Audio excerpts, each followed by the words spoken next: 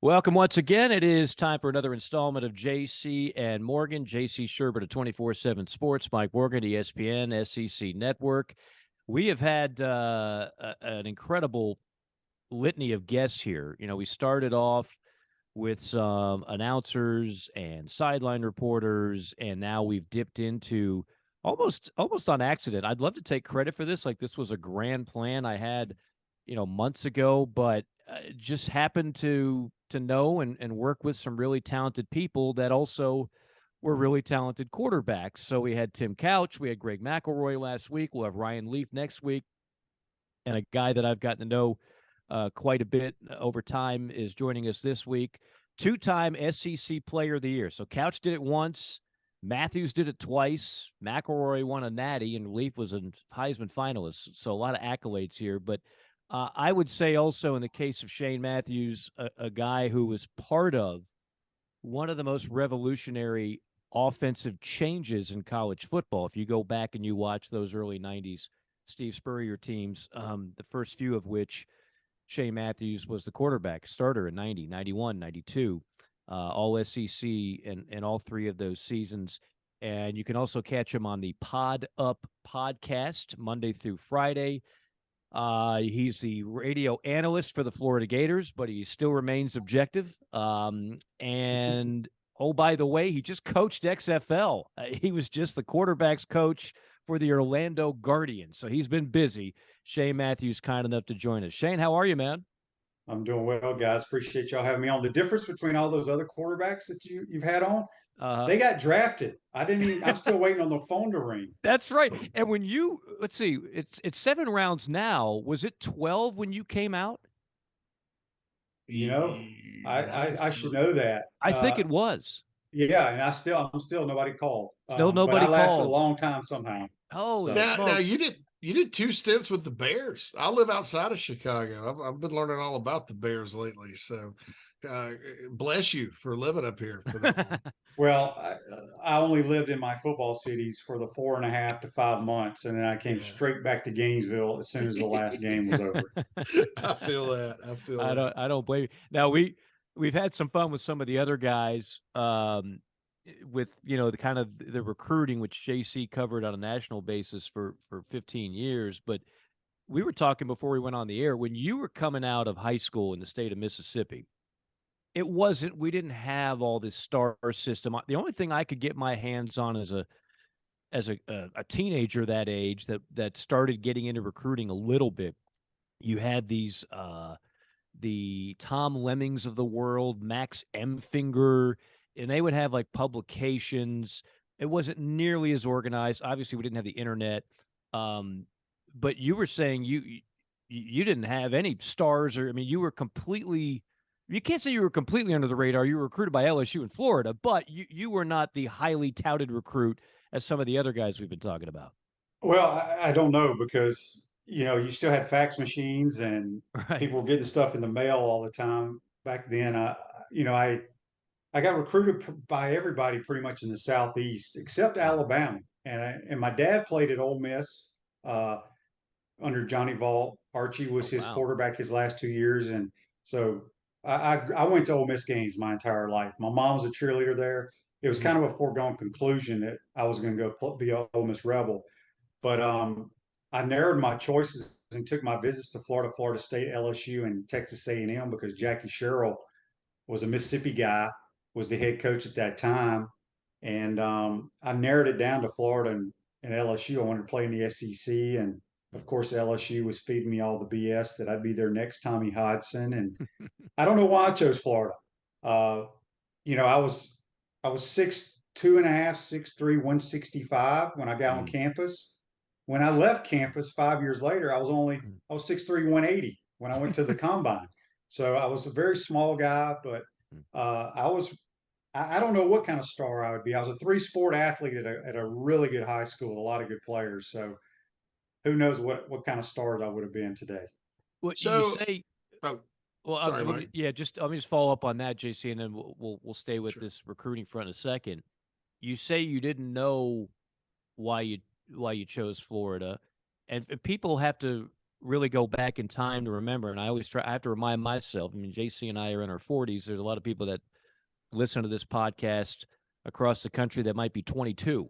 And so I have to remind myself, not everybody remembers the timeline. When you came to Florida, it's not the Florida that people later became familiar with, winning SEC championships and winning national titles.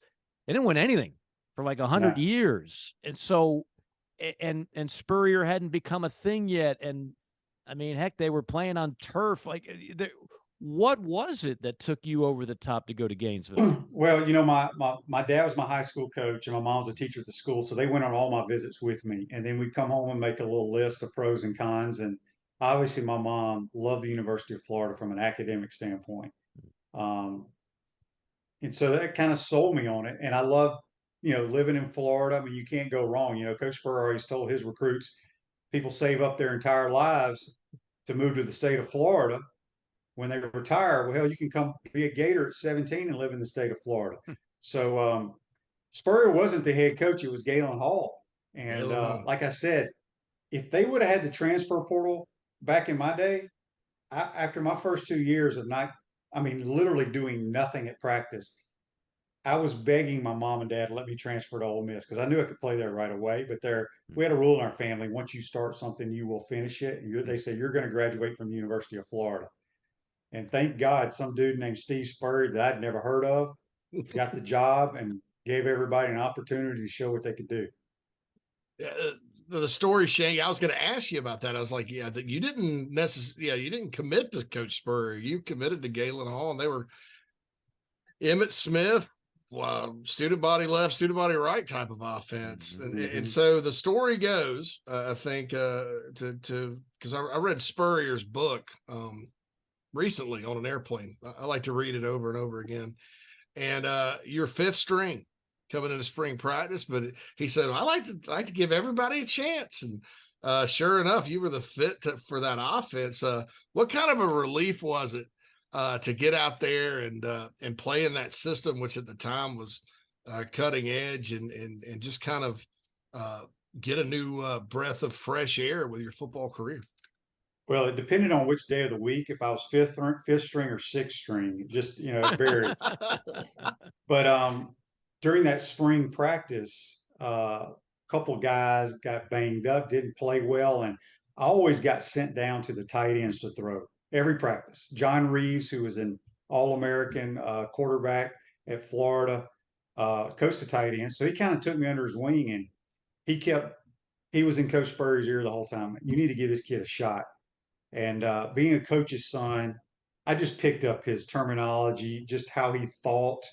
I was always an accurate thrower. Didn't have a very good arm, but could anticipate. And as I said, I was very accurate. So put me in a couple scrimmages. I played real well. Then we had the orange and blue game in Spurrier's first year in 1990 over in Jacksonville at the Gator Bowl, because as Mike said, they were tearing up the turf and putting in natural grass. I threw 3 touchdowns. The other guys stunk it up. And then the rest was kind of history from that point on. What did any of the other guys go on to any success anywhere? Well, my class, this is what's crazy. I was the player of the year in Mississippi. Quarterback from Colorado, a kid named Jerry Dunn, signed. Scott Hoffman, a quarterback from Illinois, and Lex Smith, a quarterback from the state of Florida. Can you imagine a signing a class having 4 quarterbacks in today's world? It would never happen. No. So Lex ended up turning into a defensive lineman. Jerry Dunn went back to Colorado State. Hoffman transferred to Purdue. And Kyle Morris, who was one of my roommates, I beat him out. He ended up transferring back to Mississippi and going playing ball at Mississippi College. So, Coach Spurrier, like I say, I was his only quarterback that he never benched. But maybe he never benched me because he didn't have anybody else to put in. Yeah, it's not you didn't have Danny Werfel second string or so, Rex. Well, Grossman Danny was a true freshman my senior year. I helped recruit Danny to become a Gator, but I guess they didn't want to waste his redshirt year and stick him in the game. Yeah, right. And of course, you played what 15 years in the NFL? 14 somehow. 14. Yeah, okay. 14. And you say it. I mean, somewhat flippantly. Your arm was certainly strong enough. I mean, I watched you make enough deep ball throws right on the money to know it. You might not have had a howitzer, but nobody would say your arm was too weak to get the job done. That's for sure. And Danny was another guy who had a weird kind of hitch in his delivery, almost threw it like a dart. And yes, he did play a few years in the NFL, but really, Steve Spurrier during his 12 years in Gainesville did not have a bunch of just bona fide, fit the bill, look the part of an NFL stud. That wasn't what made you guys so good. It was, again, the ability to grasp an offense, to read a defense, and to be remarkably accurate. And that's what you did for your 3 years as a starter, and Danny did after that, and so many others did after that. It just goes to show you, as I watched I was infatuated with this last NFL draft, and we're going to get your thoughts on that, including a quarterback you covered, Anthony Richardson. You don't have to have the strongest arm to be the best guy for the job, and that was on full display for many of those years in Gainesville. Yeah, not all of us are blessed with, great arms. You got to make up for it in other areas. And I was blessed because I had the mind. I understood what Coach Spurrier was trying to do from a schematic standpoint. But the accuracy and anticipation are things that, in my mind, you cannot be taught. It's stuff that you're just God given. God gives you those abilities, and I was lucky enough to have them. And as you said, Coach Spurrier never really had the big time quarterback. Now, obviously, Rex, his last quarterback, was a first rounder. Well, he could throw the football extremely well, but it was precision, timing. Uh, we caught people off guard a little bit just because, we were not scared to throw the ball down the field. So many coaches nowadays, if it's 3rd and 1, they're going to hand it off. Well, we would get a mismatch and take a shot, because if you take 4 or 5 shots and you hit a couple of them, those are big plays. But yeah, I wish I would have had if I would have been 6'4", 245 with the arm strength's not that big a deal. But just that big, shoot, I might still be playing, Mike. Well, again, 15 years is going to be longer than about 99% of the people that play that position, or 14 years. So I think overall you did okay in the DNA department. That's for sure. I'll just one more question on kind of a memory lane, if you will. Again, this is for the 20-something-year-olds. If you're of a certain age and you were an SEC fan, you know, I don't have to tell you. But what you guys did, and again, this all goes back to Spurrier, who I think if there's a Mount Rushmore of college football coaches, he's on it. Doesn't matter where you put him. As the way college football was played, it totally radically changed the way SEC football was played. I mean, with few exceptions, like a Tommy Hudson and LSU when they were doing what they did, it was a 3 yards in a cloud of dust league. It was you run and you stop the run, and that's how you win championships in this league. And those first couple of years when you guys were doing what you were doing, it's as if every defensive coordinator had no answers. They were like, I don't know what this is, and I don't know what to do with it. Now, eventually, people catch up, and eventually, defensive coordinators, it's not like they completely shut it down, but they cracked the code a little, and now more offenses look like a lot of ways of what you guys did 30 years ago or so. But just describe how it felt to be part of something where you knew, like, we're doing something nobody else in college football is doing right now. The cool part about it was, obviously, Spurrier's first game against Oklahoma State in 1990. A lot of the Gator boosters had given him a lot of crap for naming me the starter, a guy who'd never taken a snap. Well, we scored. We took the opening kickoff and scored in 5 plays. It was 3 passes and two runs, and I mean, it didn't even take 2 minutes. And I think from that point on, people were like, "Holy crap, what is this?" The forward pass is now at the University of Florida, and that's the game. And it was so much fun to play for him. You either loved Spur or you hate him. Most of the people in the SEC hated him, but if you get to know him, he's a good dude. But he coaches with a swagger, and his players we played with that swagger. You know, not the crazy stuff that you remember of the Miami Hurricanes back in the day, but we love knowing, and he let us know about this too, leading up to a game, going on the road. We're going to try to score as many points as we can. And there was no better feeling than in the middle of the third quarter when the stands are empty, Hmm. you know, in another team's ballpark. And we took pride in that. And I think that's the one thing that kind of got us going is just knowing that we were getting ready to be a dominant football program because Bear Bryant, they say back in the day, Bear Bryant always said, Florida's a sleeping giant. Be careful if they ever hire the right guy. Well, they hired the right guy in 1990. Unfortunately, he left. And who knows what could have happened if he would have stayed. Yeah, well, that's the other thing I was going to ask you is when he takes a South Carolina job, uh, how did that make you feel? And then when he's having the success, I mean, they had the best run in school history there. Are you feeling good about? Are you all of a sudden you're pulling for the Gamecocks now because of your relationship with Steve? Well, I did. You know, I got to play for him 1 year in the pros with the Redskins, his first year. We kind of butted heads there a little bit.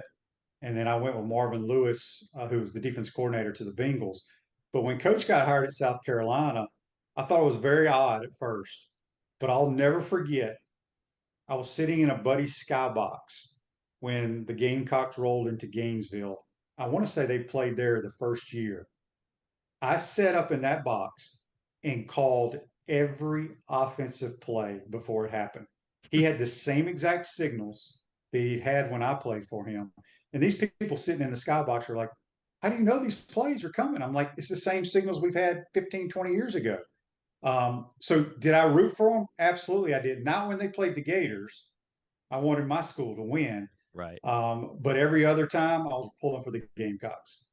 And then when he's winning 11 games a year, when he's beating Clemson 5 years in a row, when he's upsetting teams like Florida, like Tennessee, like Georgia. I mean, are you just saying, yeah, I knew it. He the guy was going to do it no matter where he went. Yeah, and a lot of people that don't follow the Gators, or even if they do, they kind of overlook. They had the Gators beat in was it '06 when Florida won the national title under So the Urban block Meyer? kicks, Yeah. right?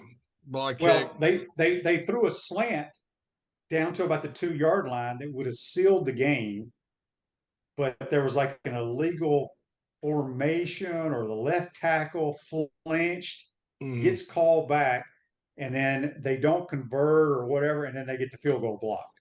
So Jarvis Moss, was that the that guy? that right there, they had the Gators beat in that game. Yeah. Yeah, Yeah. they the drive, it was 17-16, and Gamecocks couldn't stop Tebow and Leak on the Gamecocks, but the Gamecocks went down and scored and went up 16-10 and missed the extra point, which was crazy. Vern Lundquist and Gary Danielson were on that call. I remember watching it. Gary Danielson said that was one of the best called drives he's ever seen. And so I'm assuming you were sitting up there calling all those plays, Shane. That's awesome. Yeah. Because it was, and I'll ask you this on that note. All right, so you know people can see his playbook, they know his plays. A lot of the concepts are still used today, but when he's dialed in as a play caller, is that the magic that made it go, in your opinion? Yeah, there's no question because I tell people all the time. Nick Saban, Bill Parcells, Sean Payton, Steve Spurrier, they all have the same plays. It's not like somebody has some secret plays that nobody else has. It's how you coach them, and the biggest thing is when you call them. Yeah. And boy, he had a knack for knowing when to call at the right time, and he wasn't scared to call. So many head coaches or offense coordinators are worried. You know, what if trick plays? You know, the double reverse, the double passes, all those type of things.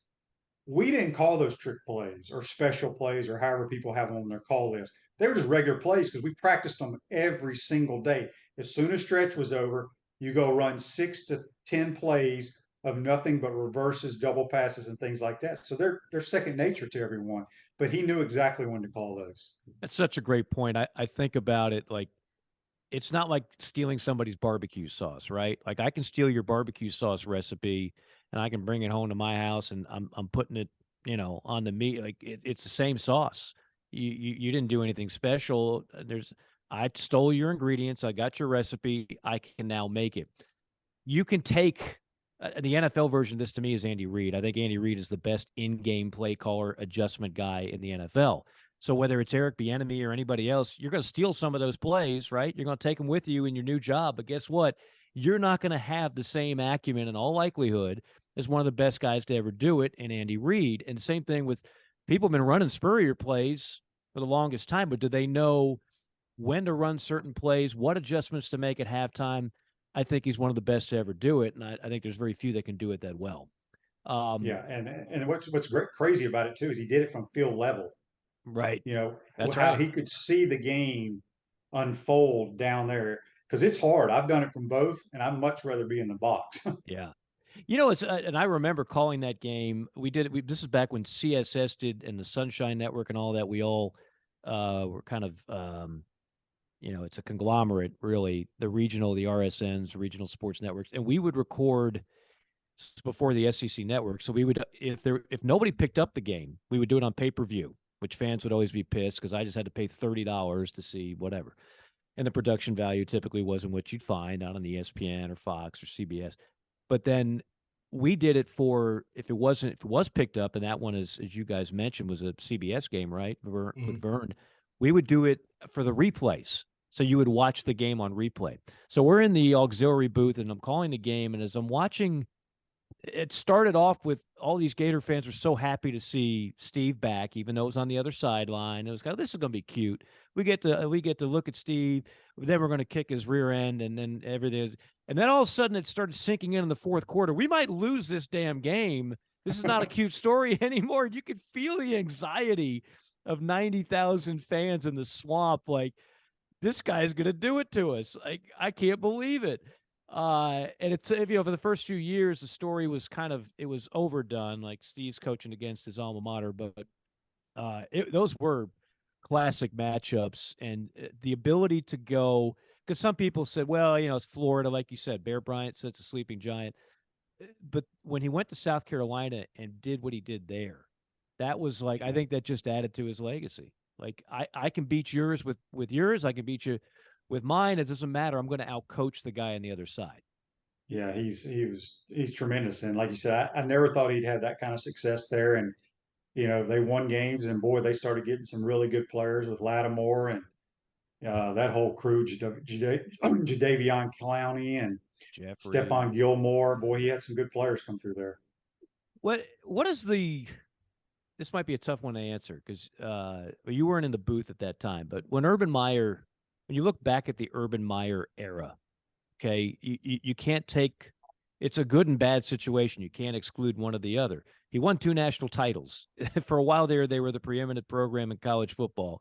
There's also a lot of negative that surrounded the program at that time, and he left on a less than a good note as well in multiple ways.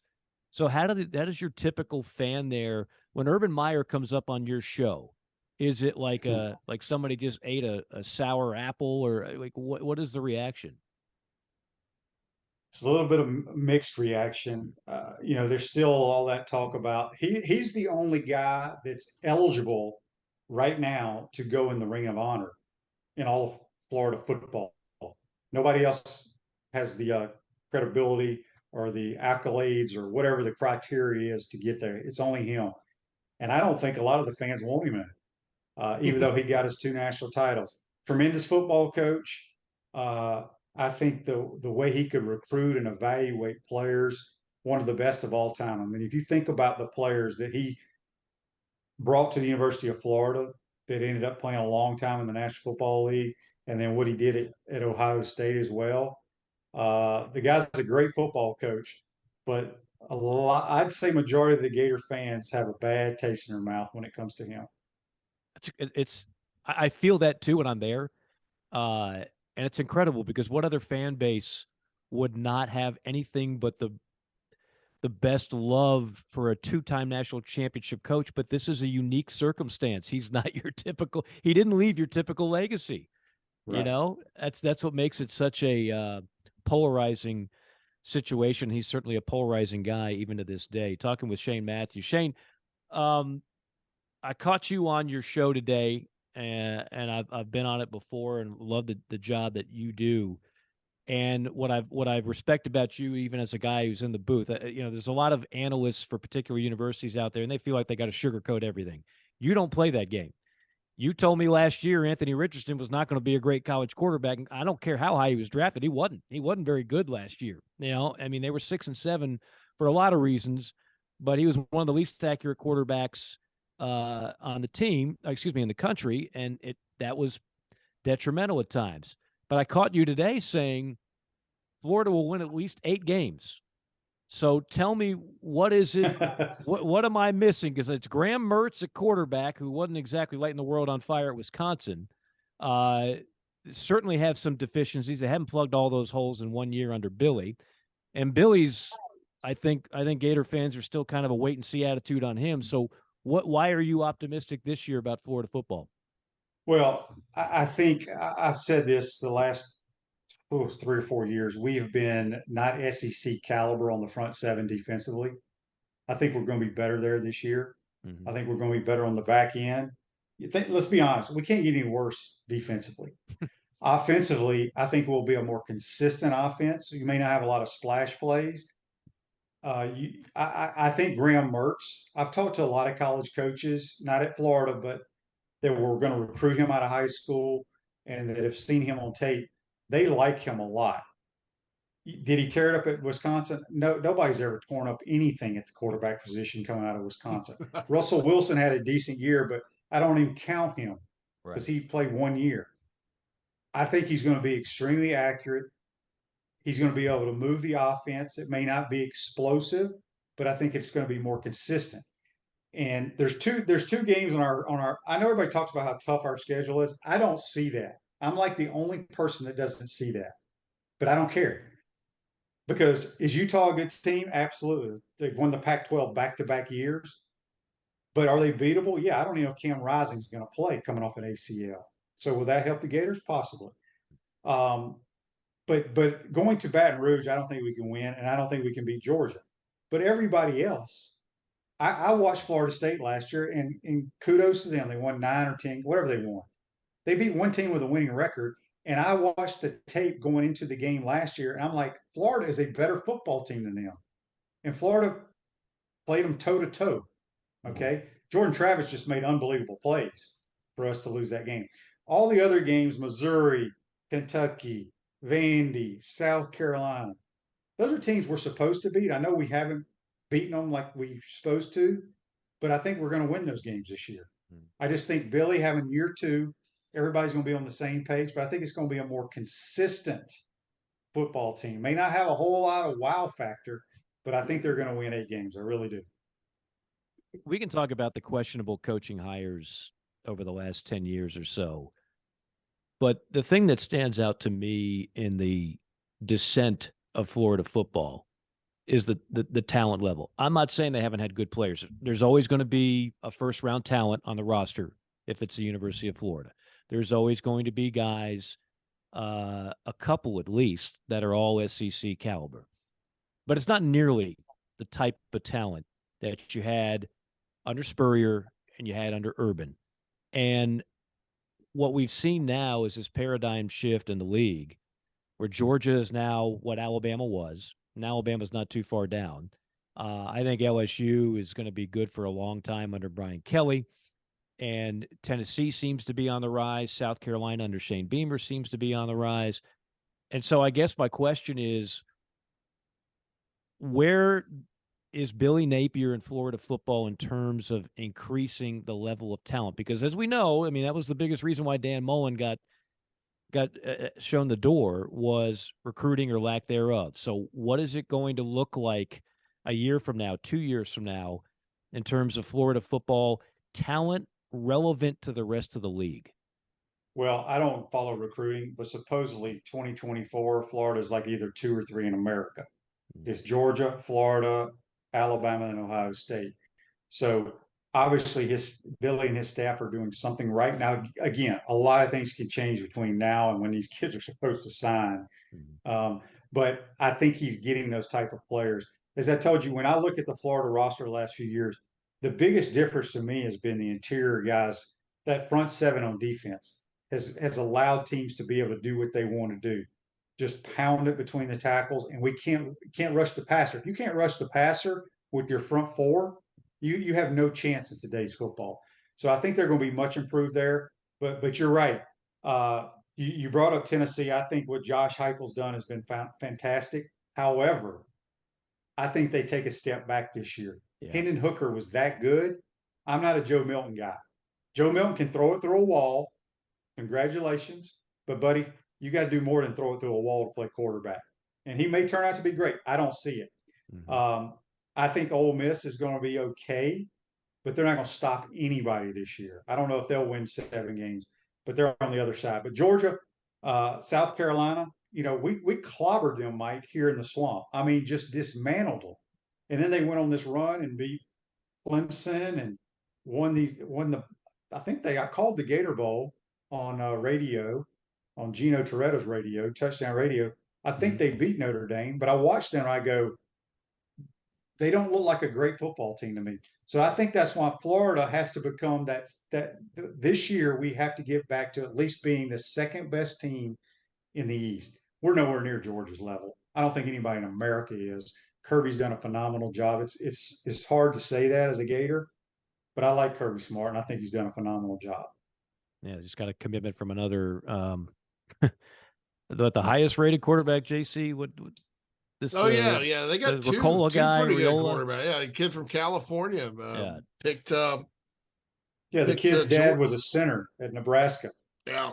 You don't Nebraska see many, thought they had him. Nebraska thought they had him, and he went to Georgia. So how about that? You don't see many old centers kids turn out to be quarterbacks. Right? Quarterbacks. Yeah, he's got a big arm. He's gonna have to wait his turn. I mean, they're pretty loaded there. And one thing I do think when you look at Florida's recruiting chain for 2024, like you mentioned, they do have a 5-star guy out of Texas that I like a lot. DJ Langley or something is his name. Lagway. Yeah. He is a guy that when you look at Billy's offense, he likes to run the quarterback and things like that and kind of get creative with his guy back there.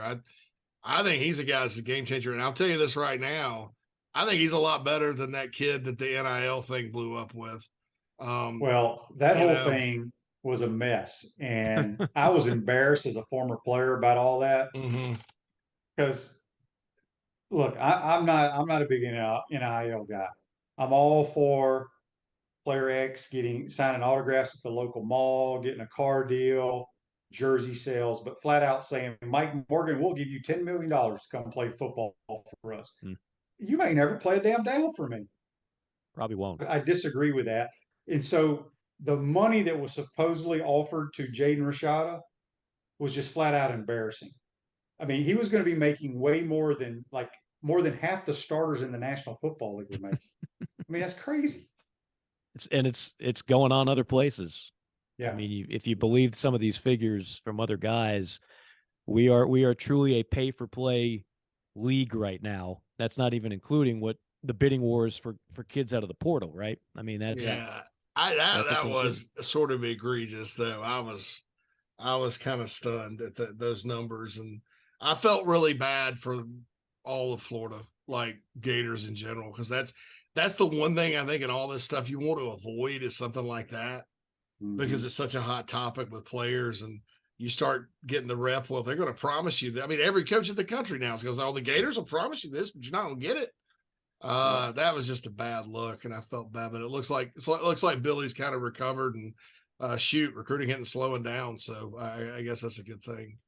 Last question for you, Shane. I know we're short on time, but I mentioned a while back about the draft. I'm curious your thoughts on the quarterbacks that went as high as they did, and even Will Levis slipping to the second round, and of course Hendon Hooker going in the third round. It's all just kind of projecting, and it's an inexact science, even for a guy like you that played the position and knows it well. But what's your takeaway of the way it all went down? Well, Bryce Young is a special player. I mean, he's won at every level. Extremely smart, accurate, elite thrower of the football. Of course, his size is a concern. There's no question. He's going to take a pounding in that league, because I always tell people there are grown men that are trained killers over there. They're trying to hurt the quarterback. But I think he'll be fine at Carolina. C.J. Stroud's an elite thrower of the football as well. Anthony, he's a project. He's what I saw and coached against in high school, the best athlete on the field. But will it translate to wins? We'll see. Shane Steichen, I believe, is the head coach there, the Colts, who is taking a lot of credit for what Jalen Hurts did. The difference between Anthony and Jalen is Jalen grew up in a football. I mean, his dad coached him in high school. He's been around football his whole life, and he's a good athlete as well. We'll see what Anthony can do. I'm pulling for him. He's a great kid. It's just, boy, at that level, you have got to be able to throw the football accurate and on time. Um, I'm trying to think now. Next year's class, they got two dudes that I'd love to have on my team, and I think those two would have both been right up there with Bryce Young this year with Caleb Williams and Drake May. Yeah. If you put Drake May, Caleb Williams, and Bryce Young, that's a tough choice there. Ooh, I think Drake May might be better than all of them.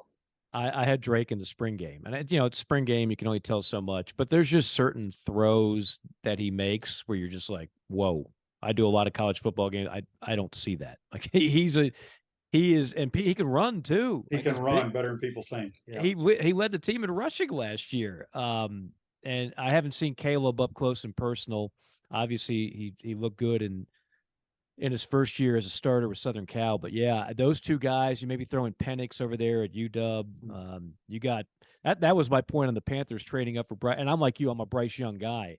But man, I don't know if Bryce Young is going to be as good a prospect as the top two or three guys the following year. So if you're going to give up the ranch, maybe that would have been the way to go about it. Anyway, what do I know? Shane, I know you know plenty, and always enjoy jumping on your show. I'm glad we finally got you here on the podcast. For those that don't know, a lot of Gator fans that tune us in, they haven't heard the podcast. How do they listen to it each and every morning? Yeah, it's Monday through Friday. It's live on Facebook Live, YouTube, Spotify, any podcast platform out there. We're on it. It's called Pot Up with Matthews in the morning. I don't know how any of that stuff works. I just turn my computer on and we do the show. And of course, you were on it for quite some time last year. Hopefully, we can get you back on a weekly basis, Mike, because our fans love listening to you. And I appreciate that. I appreciate you guys having me on. Yeah, absolutely. Thanks, and you deserve a little time off. I know you just came from the XFL world, which is a story for another podcast. Yes. How everything went down with the XFL. It's always interesting in those leagues. Shane, really appreciate it. Appreciate your insight as always, and we'll talk to you before too long. Thanks again. All right, guys. Appreciate it. Y'all take care. Thanks again to Shane Matthews for joining us again, staying with our quarterback room this month with Couch and McElroy and Leaf and Matthews. Not to be outdone, Tom Luganbill. It's not as if I don't think of Tom Luganbill as a quarterback, is that he just does so many other things now. That's typically when we have him on stuff that we talk about, but really appreciate the time and perspective on that. We'll continue with the guest parade the rest of this month and beyond. Before we get into one of the latest stories, which it's as I've been telling you for a while, and I know some people are probably like, Mike, why are you so obsessed with the Pac-12 TV contract? Because the dominoes that are going to fall with that affect virtually everything. So I'll explain in just a moment. But first off, want to mention one of our proud sponsors, and we're fortunate to have quite a few these days, and that is Look Cinemas. Look Cinemas locations across the country, everywhere from their newest location, New York City. They're in Tampa, Florida. They're on the West Coast. They're in Texas, and they're right here in Atlanta, or more specifically in Brookhaven. So that's given me a chance to check out just what Look Cinemas are all about. And from the fantastic theater seats, which you can recline, it's almost like you're going into a museum. It's not your typical movie theater. Everything is just nicer, and they've got a menu. You can sit back, relax, order while you're sitting down. The food is not made until you order it. And we're not just talking popcorn here and M&Ms. We're talking signature cocktails. We're talking wine. We're talking pizza. I had a pizza there. It's one of the best pizzas I had in Atlanta. So the food options are terrific, not just your typical movie snacks. The theaters are outstanding. They've got all the latest theaters. Again, they do a terrific job, and we're so lucky to have them. I know here in Atlanta and the other cities feel the same way. Do want to mention they also have $6 discount Tuesday. So if you want to go ahead and get a nice deal, $6 discount Tuesday.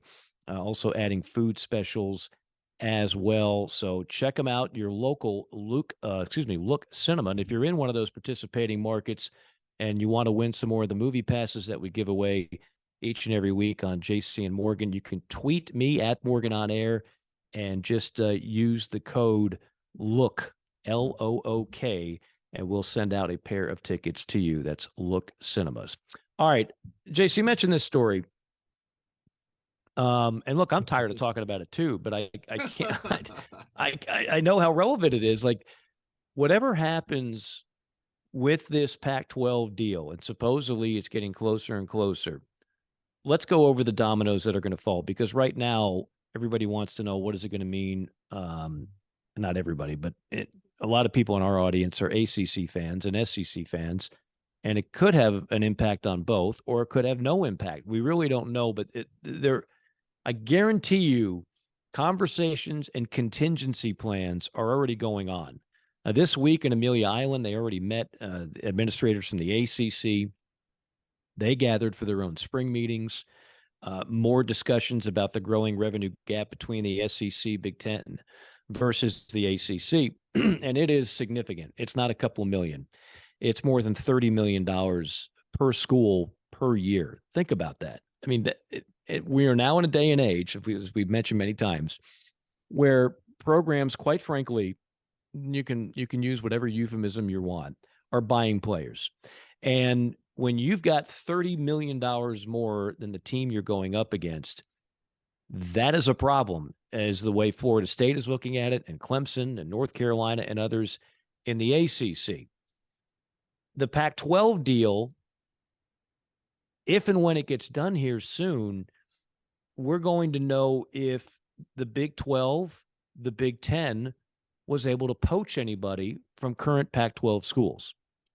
If the Big 10 poaches a couple of those schools, let's just say Oregon, Washington, well, all of a sudden, an SEC, which looks very cozy with the 16 teams that they have, might decide, okay, now we need to make another move.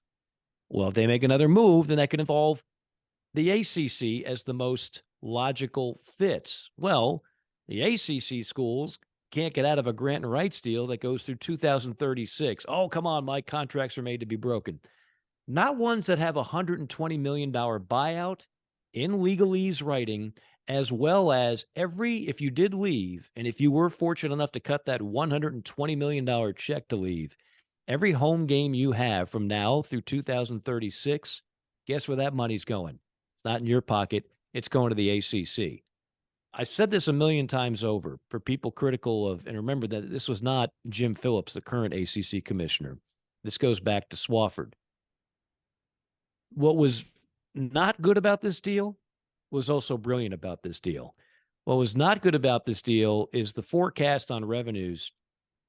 Clearly, they didn't know it was going to be that wide a gap. I would also say supply and demand. Who else was offering the ACC their own network and that kind of money when the more attractive properties on the board for the television networks at that time, the Big Ten, the ACC, et cetera, et cetera. The other thing about the whole situation is, for the ACC at this time, the brilliance of the deal is that it made it so that while all these schools were bolting and leaving for other conferences, this is as ironclad a deal as there is. It is nearly impossible to leave. If it wasn't, they'd already be gone. Trust me on this. There already would have been movement. But you can't, 120 million, even in this climate, it's a lot of money. B, to forfeit all your home TV revenues for that many years, 13 years, that's a lot. And then C, now it's gotten to the point, where is your landing spot? Because if the Big Ten stays put, the SEC seems like it's going to stay put. So what, is Clemson going to the Big 12? JC, I think there's a whole lot of talk. I'm not going to say there's nothing there, because I think we're on the verge of something, but that something could be as minuscule as San Diego State goes to the Pac-12. The Pac-12 signs some type of TV deal that involves a streaming service. The Big 12 is then unable to add anything and just stays with their 12, which would be fine. I think the Big 12's done a great job considering losing Oklahoma and Texas next year. And then the SEC and Big Ten stay pat. That's DEFCON 5, to go back to our war games analogy that we used to do several times on this podcast. DEFCON 2 could be teams start jumping out of the Pac, go to the Big Ten, go to the Big 12. The Pac is fighting for survival on the brink of extinction.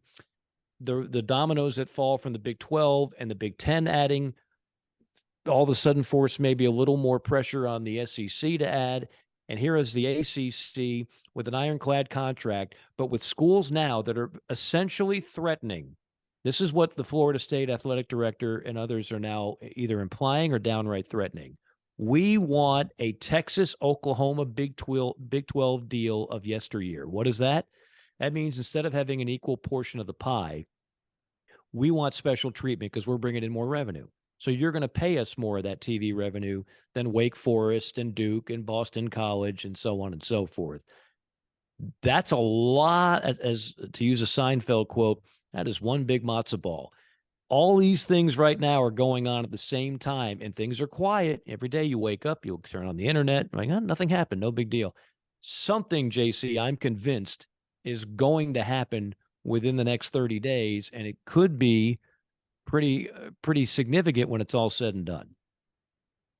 Yeah, and on top of that, you don't necessarily have ESPN, and this is publicly available knowledge. You could read it. Bob Iger has been quoted as saying this. You don't have ESPN just throwing money around, right? Like they were for a while. Well, they're about to lay off a lot of people. Belt tightening around Disney in general. So, to me, the Pac-12 has one partner that makes sense as ESPN. I also think, and Mike, you're in TV, so correct me, I think ESPN needs the inventory for the West Coast, because you lose the Big Ten.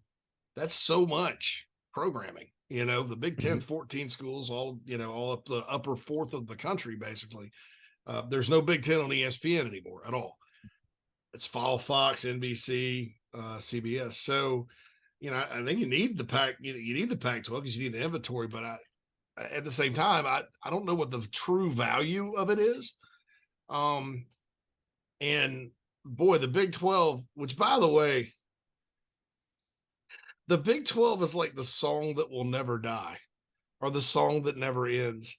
It was a league that was, the Big 8 and Southwest Conference, the halves of the Southwest Conference merged. It's a league born out of kind of controversy because Ann Richards made them take Baylor, and they left Rice and SMU and all the others behind, and people waxed philosophical about that. And then there was the unfair nature of the Oklahoma-Texas deal, as you mentioned, and that pissed off A&M, Colorado, Nebraska, whoever else.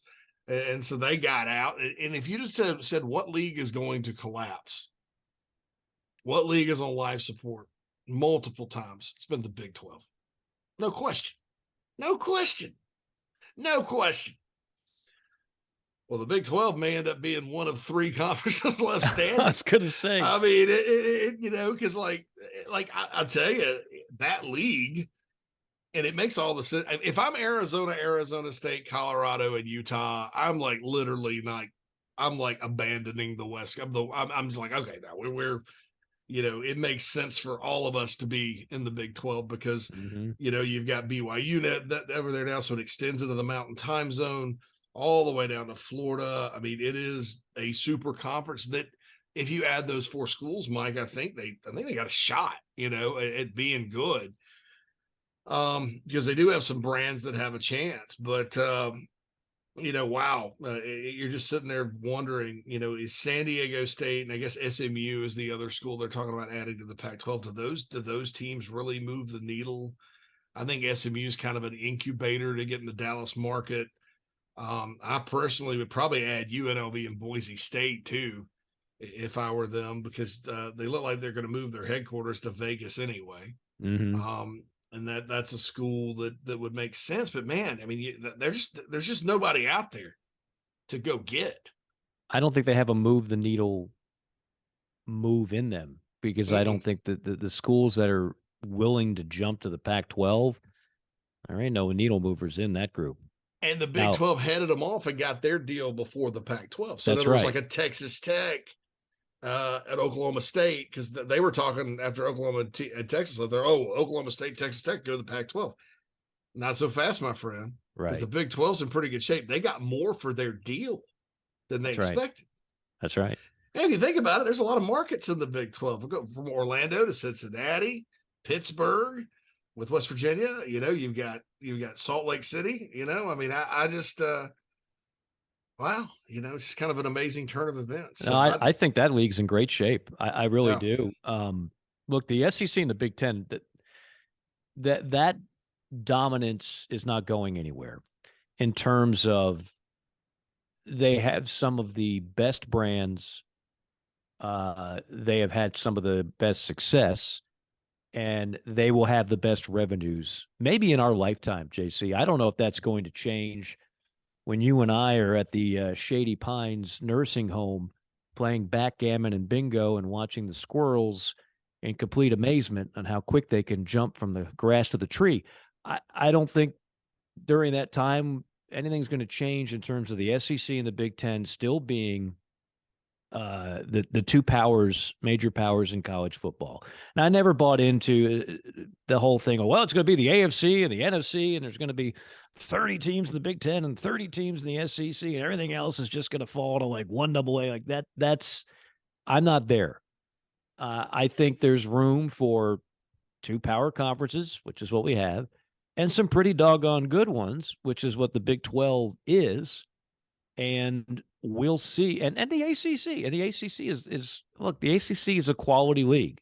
It's just not the SEC. And unfortunately for the ACC now, unlike the SEC and the Big Ten, you've got teams that want to get out. That's something that if you are Greg Sankey and if you are the new commissioner of the Big Ten, Petiti, who's also got a TV background, you don't have to worry about that. Every time you put your head on the pillow, you know every one of your 16 schools loves where they are, and they're not trying to go anywhere. They're not. Whereas if you're the ACC commissioner, you know what? Why was your wife out till 3 a.m. last night? And why does she keep liking that male model is the fitness pro down the street? Why does she keep liking his pictures so much and putting heart emojis on it? That's kind of what you got to think about a little bit if you're the ACC, because you got a group of schools that they're outwardly saying, it's not even in like, you know, confidence in a smoke-filled room. It is out there in the open, like, no, we think we should get more money than the other guys. So look, it's fascinating. We are sitting on not Mount St. Helens. Mount St. Helens took away about 200 miles worth of trees, but we're sitting on a volcano of some kind, and it's going to have some type of eruption. It's just a matter of how big is that eruption. Or if you'd rather have a different calamity analogy, we're sitting on an earthquake. Is it going to be a 6 on the Richter scale, or is it going to be a 1.5? Don't know the magnitude of it, but it's gonna come. Here's my question: how much value would they call them the Magnificent Seven, right? In the ACC. Mm-hmm. If you're Notre Dame, I think that you align yourself with them. In fact, that's kind of what I'm anticipating happening, because Notre Dame's fans aren't happy with their 5 games a year against that league. I think they'd much rather go out and schedule more creatively like they used to. They're not making that much money out of it, and there's a ready-made home for their revenue, their other sports in the Big East, obviously. So that's Notre Dame's not going to join the new league. All right, so I'm talking like the 7 peel off. You bring Louisville with you and maybe Pitt. Okay, so that's 9. Maybe you add like a maybe West Virginia would join a league like that, right? I think they would ditch the Big 12 and come back if it had value. Is there value in a 10-team league with Florida State, Clemson, Miami, Louisville, NC State, North Carolina, Virginia Tech? Without question. It's like a Big East basketball, but football. But football, I tend to think so, and I would. I don't know what Georgia Tech's going to do. Maybe they could go independent, like Bobby Dodd, had that dream that they were going to be independent, and that's why battle UConn and Army every year. Stupidly left the ACC. But boy, those guys. They need a lifeline from somebody, probably the Big Ten, if the league breaks apart. Well, they're on their 12th AD in the last 5 years, it seems like. And I mean, it's not really changing anything. We've devoted too much time on this podcast to talking about why Georgia Tech's a disaster right now. I mean, I'm kidding. I'm in Atlanta. Let me just say this, Yellow Jacket Nation. We might have 2 Yellow Jacket fans that listen to this podcast. Hey, I would love to see you become relevant again. You're in my backyard. I'd love to go to Bobby Dodd on a day off and just catch a game. But no, I say that with love too, because I do too. Georgia Tech's always kind of been my second favorite. Georgia Tech, Virginia Tech are kind of my second favorite non-ACC team or non-SEC teams, right? Sure. So anyway, so what kind of value? So what kind of value they have? So it may come to this, and look, it couldn't happen. And I'm sad that North Carolina is sort of, getting by with they're going with the in crowd, right? They've always kind of run the league, and they do have a great brand, but one of the first things the Maryland Athletics Twitter account said when they left for the Big Ten was when they were teasing, like, no more North Carolina bias. So it's kind of a shame they're getting away with going, right? They get to go. They get the ticket to Willy Wonka's chocolate factory, but nobody else does, after making decisions to the detriment of that league for years, right? But anyway, I'm kind of sad they're going, but wait a minute. You're saying if this happens, for the ACC to dissolve. This is a dissolve scenario. This is this is DEFCON what, 1? This would be this is DEFCON 1. This is the hypothetical you're saying, and it's out there. I actually you could vote to dissolve the league, and there's no the guy asked me. There's no grant of rights if there's no league.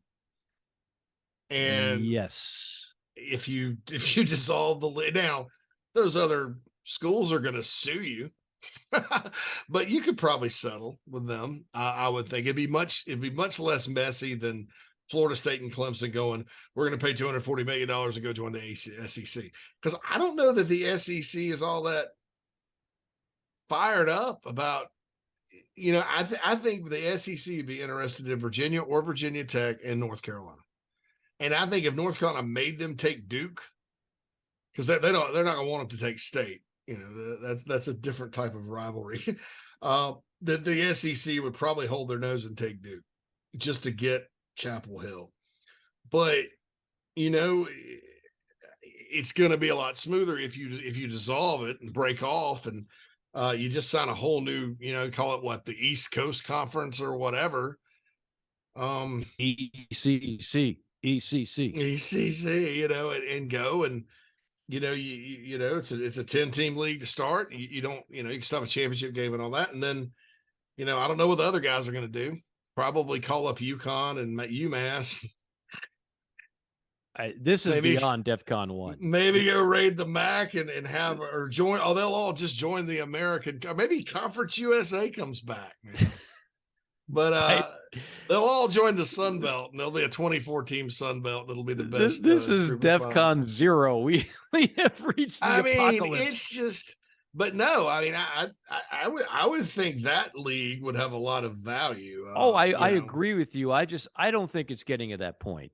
I could be wrong, and you're not the first one to suggest that. Like I said, I was on a show this morning, and the first question was, What do you think the chances are the ACC just goes belly up? And I'm like, whoa, what, huh?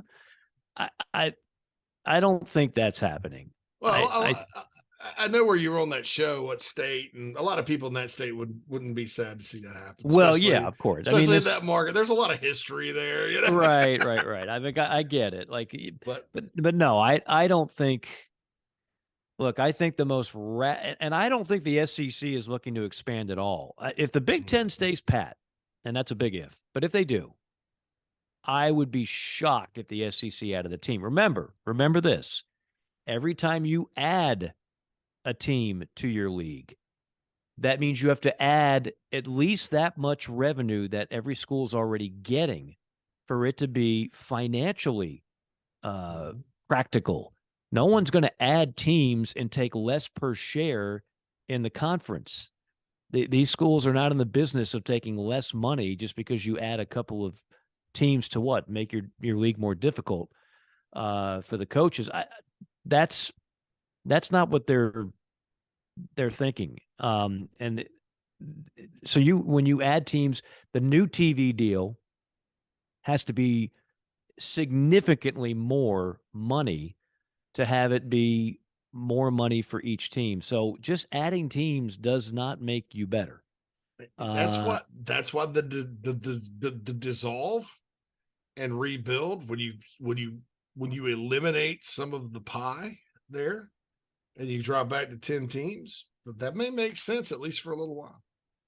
It might, but man, and now we're way above my pay grade to figure out if some of that's even legal. Like you said, well, if there is no ACC, then there is no grant of rights. But if there's no ACC and then you just take 7 teams or 10 teams and start your own league, something tells me there'd be some legal issues with that too. But I don't know. And that is so apocalyptic that I can't even wrap my arms around it. They can kick like 6 teams out. Just Wake Forest, out, you know? Bring your playbook. They need to do like President Trump did for NATO. They're like, you have to spend X% of your athletic budget on football, because that's the problem. Is like, yes, all these schools generate more. But Florida State and Clemson spend more money on football than the other schools. They do, but they also have the advantage of more people are interested in football at those schools. Agreed. Right? So I don't know how but NATO, they asked Luxembourg to pay their 3%, right? So, I don't know, Right, but like we're not filling stadiums in NATO. We're the population's going to stay the same no matter how much. Like if you go down to oh shoot, what's the name of Duke's football stadium? Wallace Wade. I should know that. I just did a game there. Hey, that's the Labor Day night game this year is in Wallace Wade. There you go. They had a Rose Bowl in that stadium one time. Yeah, it's a quaint place. They've spruced it up. If Duke football spent $30 million more next year on recruiting and NIL, I'm here to tell you they're not getting 70,000. You can't fit 70 in there, but let's just say you could. You add bleachers. You're not getting 70,000 Duke fans, and you're not getting 70,000 Wake Forest fans on a typical Saturday, or Boston College, or Georgia Tech for that matter. That's the difference. I mean, that's always what the SEC and Big Ten have. It's not just that the stadiums are nice and the money is great. It's that their fans care to the point of they're packing stadiums, they're tailgating, they're listening to podcasts like this one. Like they're all in. It's just a different deal. And that's why football, like I know a lot of people love college basketball just as much as college football, but the numbers aren't there. The numbers in basketball can't compete with college football. So while college basketball is a moneymaker, yes, it can never be to the level of football. And that's what the Big East found out the hard way. If you watch the 30 for 30, a requiem for the Big East, I encourage, like if I was teaching a class on all this, I would make everybody watch that, because it was brilliant to see how it's a life lesson for where we are today in terms of college athletics. It's a basketball league. It's a bunch of small Catholic schools predominantly that realized, oh my goodness, there's more money in football. And so they add a bunch of football schools. Well, then all of a sudden, all those football schools realize we can make even more money by jumping ship and going to another league. So then you have a bunch of basketball schools that now are on their own. And luckily, 10, 15 years later, they found their safe place with a Big East 10, 11, whatever it is, teams, basketball conference, and a really good one at that with the defending national champions. That's kind of like some of the same lessons are being taught today. And look, those coaches or those schools that we're talking about, they want to win just as much. They try just as hard. And it's not just money that's keeping them from competing with the so-called big boys. It's just the reality of, you go back to recruiting, JC, like if all things are equal financially, if I'm a 17-year-old kid, do I want to play in front of 35,000 fans or 90,000 fans? Right? Do I want to be, they're all on TV now, but as we all know, not all TV exposure is the same exposure. So that's always going to be the uphill battle. But look, the SEC is not kicking Vanderbilt out anytime soon.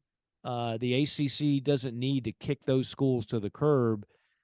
The ACC, if those schools are kind of playing a power play here and threatening to, we're going to start our own thing or we're going to migrate somewhere else if you don't give us more money, there might have to be a negotiation. Quite honestly, there might have to be a situation where, yeah, it's not equal pieces of the pie for everybody. It might have to go back to the Texas-Oklahoma deal in the Big 12 circa 2011, 2012. Now, one thing I was told today, though, about that scenario, Mike, is it still might not be enough. I mean, the delta, when you're talking about that deal, because this deal lasts, I mean, we're 13 11 years before this deal comes due, right? Or is it 2030? 2036. Oh, it's 36. So we're Yeah. 13 years away. So, man, they said, well, this could get your Florida States, Clemson's, whoever, about 5 to 10 million more a year. You still got that gap. And it's not the yearly so much. It's, people sometimes need to do math about, and compound things a little bit. So you're 20 million behind your rival, in year one. Well, in 5 years, that's $100 million extra dollars. Right. Your rival has. It's insane. They can literally come hire your coaches from you. Yeah. Oh yeah. And you can't do anything about it. They can build Taj Mahal facilities. They can fly their teams around on private jets. They can add sports. They can NIL. The more money they bring in from TV, the more it loosens up the money they count on, and you can do without that corporate sponsor for the scoreboard that year, and let that business funnel money into NIL and get commercial deals for all your players and some things like that. Now, you're not supposed to orchestrate that according, I guess the latest rules are you aren't supposed to, but obviously in the NIL world, the richer your school is and the richer your program is, the less they depend on, some of these folks that want to help out, that could divert those funds, to name, image, and likeness, like a lot of businesses have already started doing. So it is a competitive thing, and it is scary. I think with for those teams. I mean, it's not Clemson's fault and Florida State's fault and North Carolina's fault and everybody else's fault that the league did what it did. Now, maybe they should have bolted for the Big 12 back when people were talking that they would, or maybe they should have. Virginia should have joined the Big 10, with Maryland. But sometimes that's not the best move at the time. And I think chasing the Notre Dame ghost has killed them too.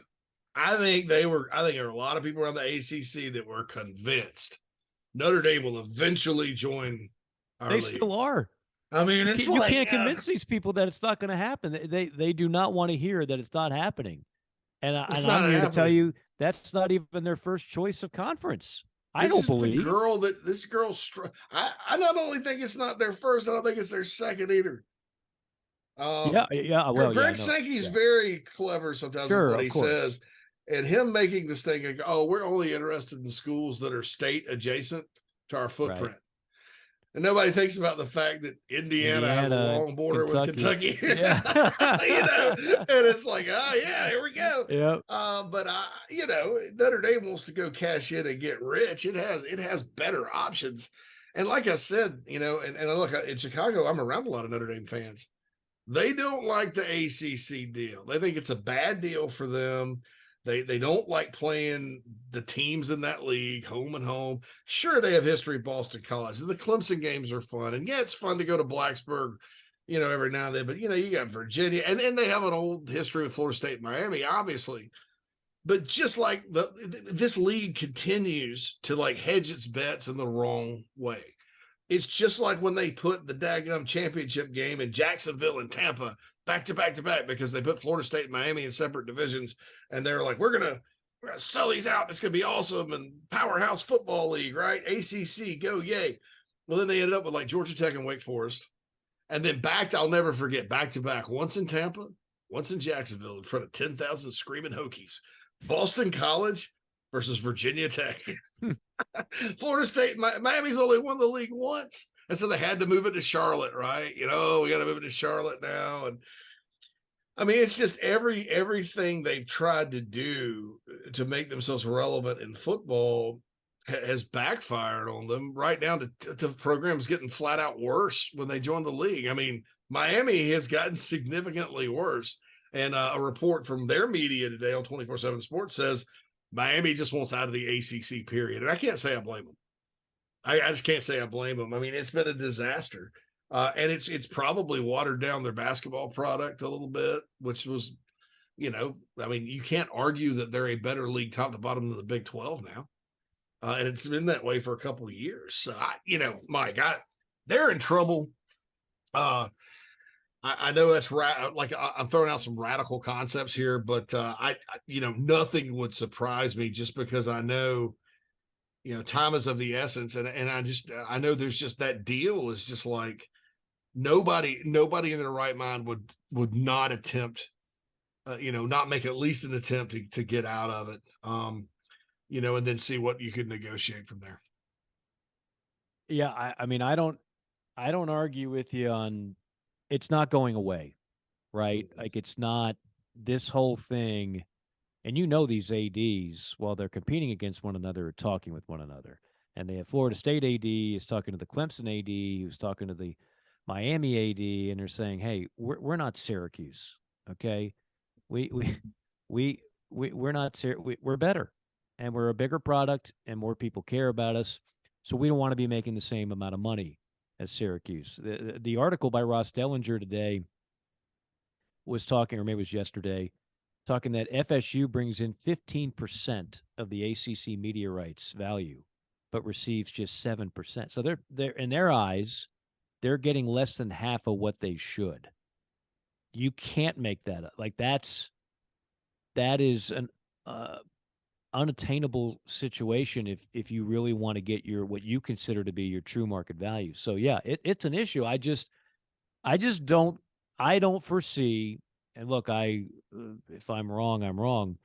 I don't foresee the ACC just detonating and like we're going to wake up a year from now and there's no Atlantic Coast Conference and 7 schools added 3 and started their own league, and then Wake, Duke, Boston College, Syracuse are all just left out there in the wind as the new conference. I'm not there. I just think there's other ways to, I don't want to say resolve it, but at least make it better.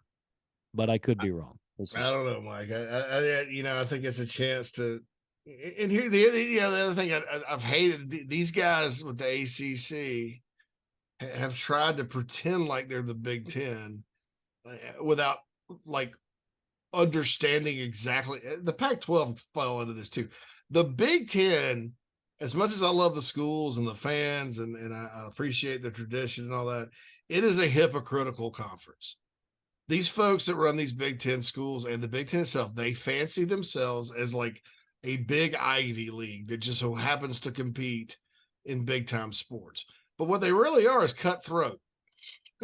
They're all and cutthroat. greedy. I know they Yes, all of are. course. But They're the all Big Ten, I mean, think about some all of the cut from the same rhetoric out of the cloth. Big Ten through the years, man. I mean, Well, come on. that was And so who was it?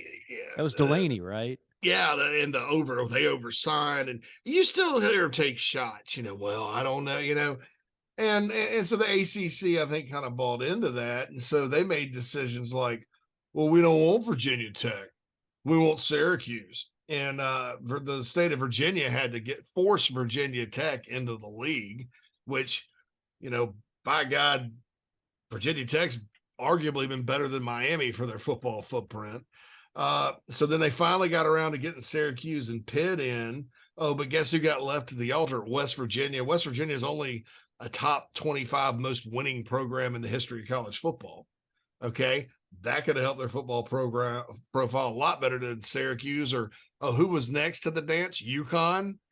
I mean, when you have something that's holding you down, like a Duke and a Wake Forest, why would you go add other schools that fit those profiles? I mean, I never understood that, and it's academic snobbery that probably West Virginia is not as good of a school as some of, but then they turn around when they lose Maryland and add Louisville, and I don't know much about Louisville's academic reputation.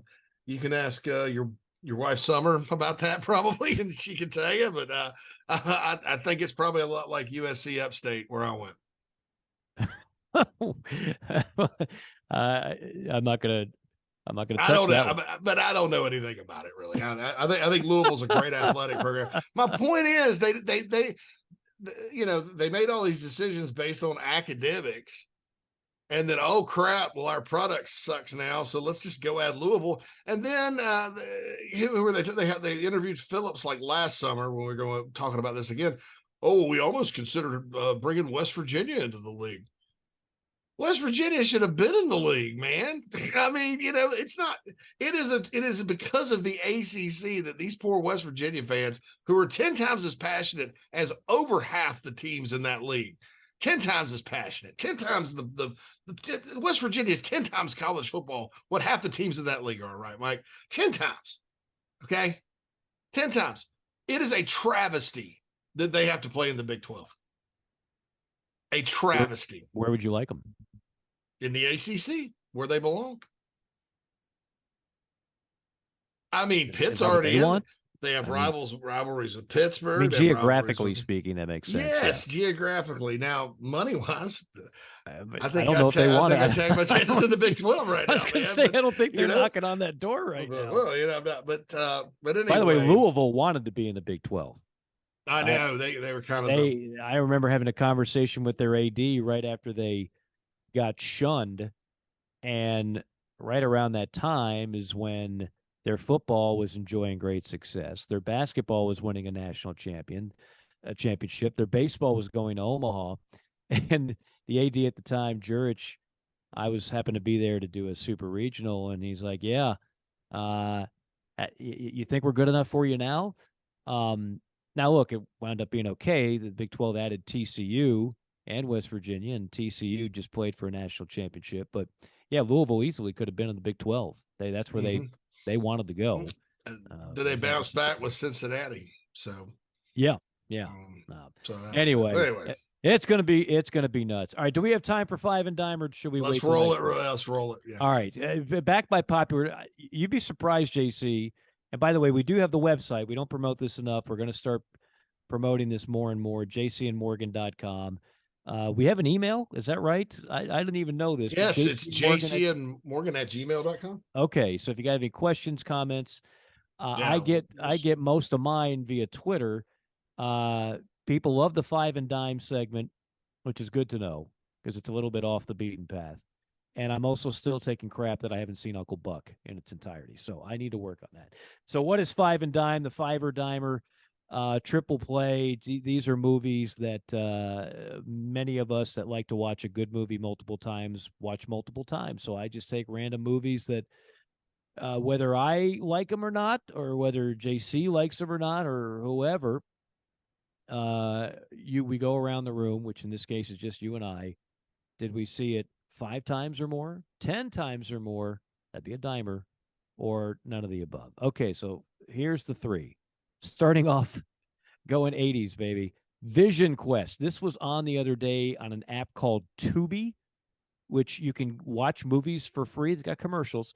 You can watch them for free because I don't have HBO and Showtime anymore. So I'm desperate sometimes just watch a good old-fashioned movie. Vision Quest, this is not an Oscar film. I'm going to tell you right now. There are some cheesy parts to it. And it's the only wrestling movie, not wrestling movie that I know of really at all. Matthew Modine, Linda Fiorentino, and the guy who played the hot guy in 16 Candles that every teenage girl had a crush on. Those are your three stars. And it's your typical 80s movie. Oh, Madonna is in the movie before she was Madonna. She sings the Crazy for You song, which the whole movie feels like a music video. Anyway, this was on the other day, and I liked it. So I hadn't seen it in 30 years. So it's not a fiver or a dimer, not because I don't like it enough, because it's never on. I've probably seen it 3 times, and I like the movie. So it's none of the above, but Vision Quest, shout out to you. Shout out to Loudon Swain, I believe is the character's name. It's Don't mess with Shoot, man, in the 168 division, because he will kick your ass, JC. it's neither a fiber nor dimer with me. I think I've seen it once. It's one of those movies. It's kind of like that band Crazy Town, which, by the way, they are crazy people. I think they got in a fight with each other the other day and threatened to kill each other. But they do that song, "Come My Lady, Come My Lady." Oh yeah, butterfly. yeah. And the band's called Crazy Town. And I'm like, you can't name your band that. That's just the dumbest name ever, consider the music you play. Well, Vision Quest to me is a dumb name for this movie. Because it's about it should have a little bit better title to it. Yeah. However, I've seen it once, but Nat, my fiance, who loves wrestling, she likes professional wrestling, but also likes regular wrestling because when she was in high school, she came over here when she was 4 from Thailand, and she played tennis, and one of her little jobs was in high school to keep score for the wrestling team. Oh, so, nice. Yeah, so she would go to all the matches and stuff, and so she's seen it probably 15 times. I have to get her in-depth breakdown now that you mentioned it, but I've just always thought the title was a little bit Vision Quest. Title's a little off. So that's not like, a fun. That's like where I go to get my eyes checked. I'm going to go down to the Vision Quest to get an eye exam. They mention it within the movie, the guy. This plot sounds so terrible. No one will ever watch this movie after I describe this. The guy who played, again, the hot guy in 16 Candles, he pretends that he's half Native American for some reason and has a mohawk, and he's telling Loudon, you're going from 190 to 168, which is a lot of weight to cut. I mean, we've all been on diets. It's 22 pounds he has to cut in a couple of months in order to go into the toughest weight division in wrestling. Because in wrestling, it's not the biggest guy who's the baddest guy. Very often, it's right around that 168. These guys are just lean machines. And Loudon, who in real life, Modine's 6'3". Well, 168 at 6'3", that's like Shane Matthews. That's what you call a callback. That was Shane coming out of college, going into the NFL Combine, 6'3", 168. So his nose is bleeding while he's losing all this weight. He gets hit on by a man in the hotel room when he's delivering for room service that had no really part in the movie. You're not even sure why that was there. But the Vision Quest title is that it was some Native American expression you're doing this, man, because you got a vision quest. You got a quest. You got a vision. Still makes no sense, but that's the title of the movie. Last line of the movie. Coach had it right. It was a vision quest. Coach had it right. But all I've ever settled for is that we were born to live and to die. There is a great speech. There's always that omniscient, all-knowing, random character in these kinds of movies. Yeah. It's the guy he works with as a food delivery guy for the hotel, room Yes. service guy. And it's the guy that works in the kitchen. And this guy looks like he's lived a rough life. He's probably about 60. He's wearing the same stained shirt to work every day. He's a chain smoker. Every day he goes in that hot kitchen, and he's getting that tuna melt ready for room 445. And he's just like, he's got no love interest. He's nobody, No prospects. He's not. He doesn't look good. He doesn't feel good. But he's befriended Loudon, this 18-year-old with a vision quest, and this guy probably hasn't taken a day off of work in 17 years. He needs the money every day so he can go home and he can buy that 12-pack of Keystone Light. And when Loudon says, "What are you doing?" He sees him like putting on a suit. Like, "What are you doing?" He says, "Man, I'm going to see you wrestle." He's like, "It's only like 6 minutes. They're gonna dock you pay if you take off the shift." He goes, No, this is important. And then he tells a story he makes an analogy of Pele and how he watched Pele play a soccer match and how Pele scored a goal and everybody started going bananas in the crowd. And he starts kind of tearing up and he's like, "It's not about the 6 minutes. It's about what you do in the 6 minutes." And it's like, whoa, where did that come from? The guy who's been cooking tuna melts for 2 hours just gave me the line of the film.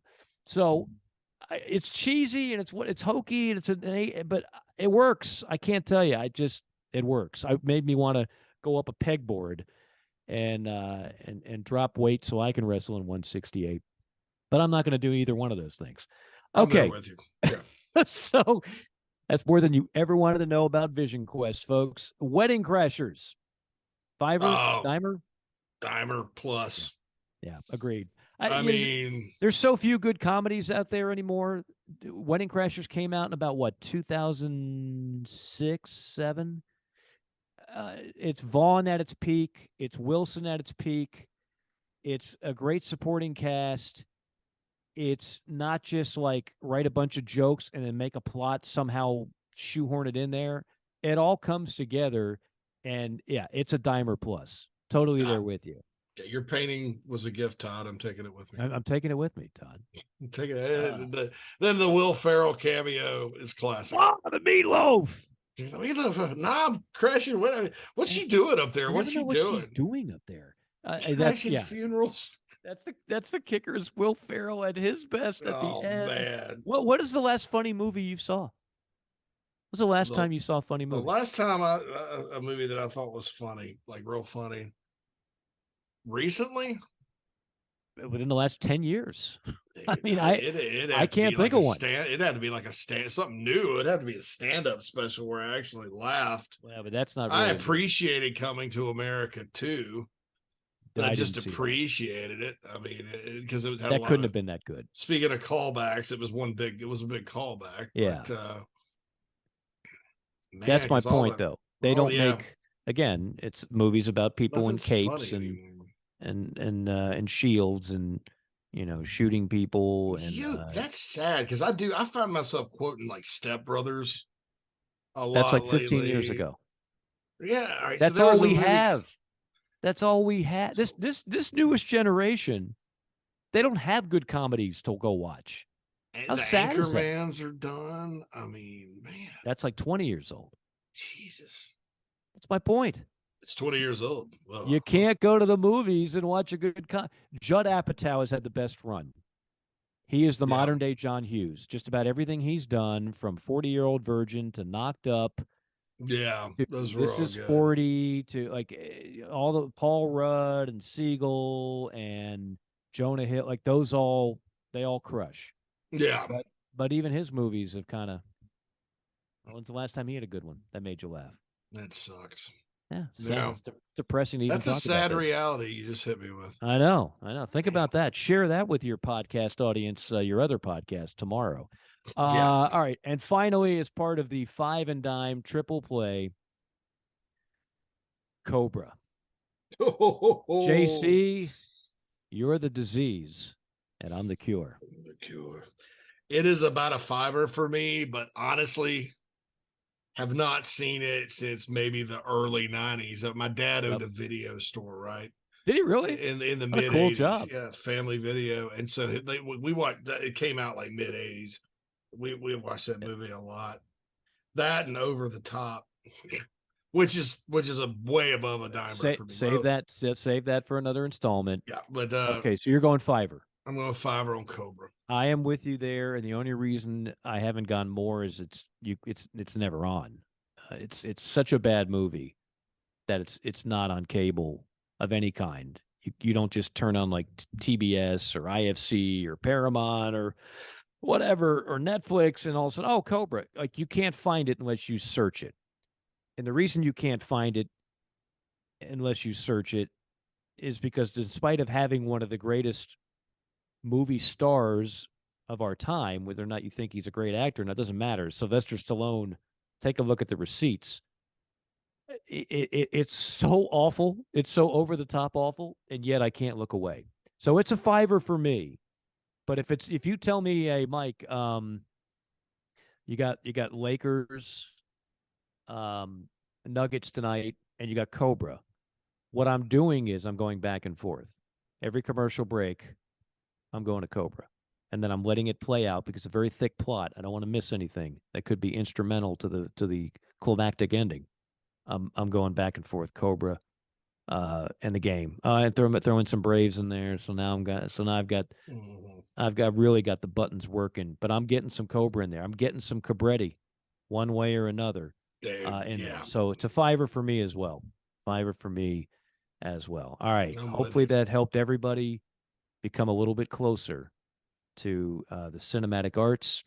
I still haven't seen Uncle Buck, but maybe I've allowed you folks out there to go rent Vision Quest for $2.99 on JC's dad's old video store. Okay. I'm definitely going to watch Vision Quest.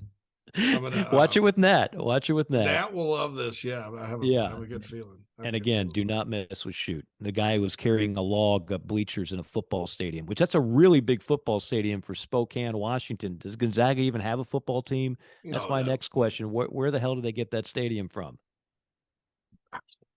I don't know.